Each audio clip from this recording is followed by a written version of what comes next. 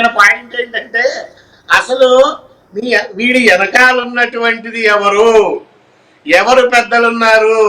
నాకు తెలిసిన ఇన్ఫర్మేషన్ ప్రకారం ఒక జడ్జి గారు అయితే బెంగళూరులో ఉన్నారని వాడే చెప్పాడు. ఇంకో జడ్జి గారు కూడా ఉన్నారని నా అనుమానం. నువ్వు చస్తా చస్తా చస్తా ఎవరిని బెదిరిస్తావురా గాలిముండా కొడక? తమాషాలు ఆడుతున్నావా? ఇటువైపు రావా? కేదార్నాథ్ లో ఉంటావా? అబ్బా మీకు పాయింట్ అర్థం కావట్లా. చట్టాలను తిట్టాడు, న్యాయస్థానాలను తిట్టాడు, డిపార్ట్మెంట్ వాళ్ళని కొట్టాడు. మీడియా మీడియా అయితే వాడిని హైప్ చేసిందో ఆ మీడియా వాళ్ళని కూడా ఫోన్ చేసి కత్తులతో చంపేస్తా అన్నాడు. వాడి పక్కన ఎవడో గొట్టంగాడు ఉన్నాడు, వాడి శిష్యుడు.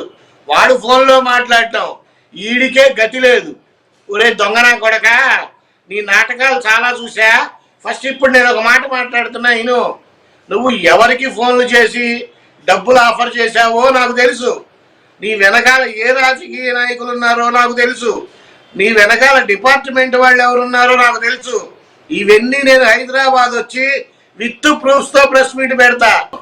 ఆల్మోస్ట్ 60% ఇన్ఫర్మేషన్ వచ్చేసింది. ఇప్పుడైతే నేను రివీల్ చేయదలుచుకోలేదు, మీడియా ముందుకి కూడా రాను. ఇవన్నీ డైరెక్ట్ గా ముఖ్యమంత్రి గారికి అందజేస్తాను.